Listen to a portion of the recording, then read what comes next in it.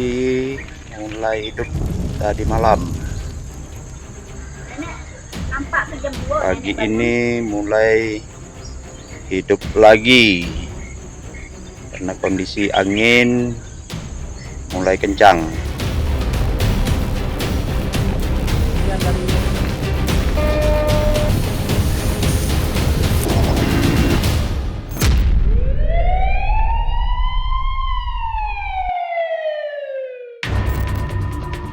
Provinsi Riau kembali menjadi sorotan internasional menyusul terjadinya kebakaran hutan dan lahan yang meluas karena kabut asapnya sampai mencapai negeri tetangga Malaysia. Kebakaran terjadi akibat pembakaran lahan untuk kepentingan perkebunan. Kabupaten Kampar dan Bengkalis menjadi wilayah dengan luasan terbakar yang paling besar. Api juga menyebar ke Rokan Ilir, Siak, Rokan Hulu, dan Indragiri Hilir. Kebakaran hutan dan lahan juga melanda wilayah Sumatera Selatan.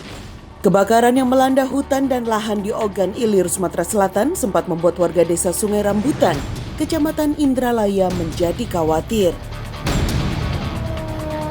Lantaran api semakin meluas dan merembet ke pemukiman, bahkan hampir menjalar ke jalur kereta api dan jalur pipa Pertamina.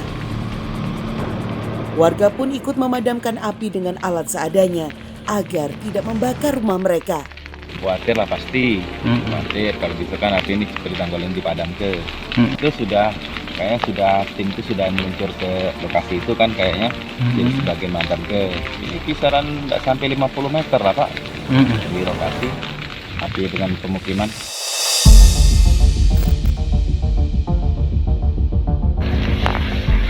Sebanyak 1 regu tim Manggala Agni, pemadam kebakaran khusus hutan dan lahan, ditambah tim BPBD, TNI dan Polri diterjunkan untuk memadamkan api.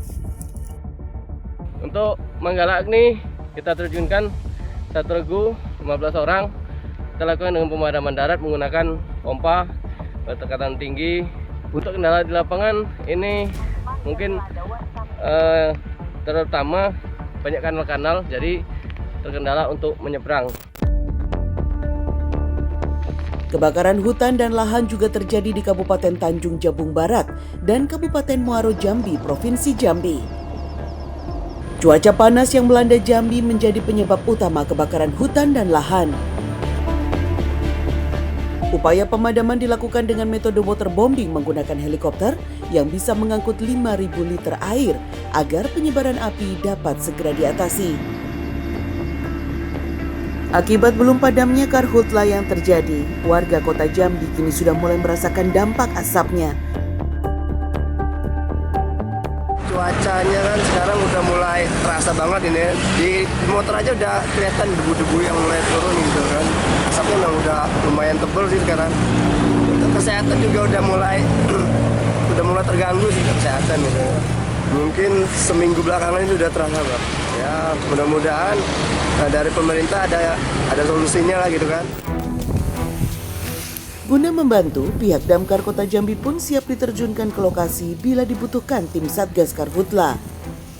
Dan khususnya di wilayah Kota Jambi, kita juga melakukan proteksi terhadap 77 hektar hutan kota dan 22.000 lahan yang ada di wilayah Kota Jambi. Hingga hari ini, total lahan yang terbakar sebanyak 270 hektar dan yang sudah berhasil dipadamkan sebanyak 69 hektar. Fenomena pemanasan suhu permukaan laut di Samudra Pasifik bagian tengah dan timur sudah melebihi suhu normal. Hal ini menyebabkan perubahan pola angin dan curah hujan di berbagai wilayah dunia, termasuk Indonesia.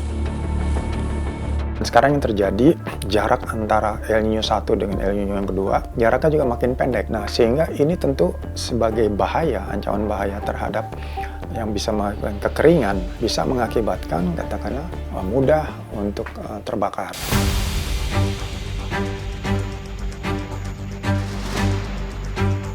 Di balik asap tebal dan panas yang membara, masih tersimpan harapan baru bagi kelanjutan kehidupan.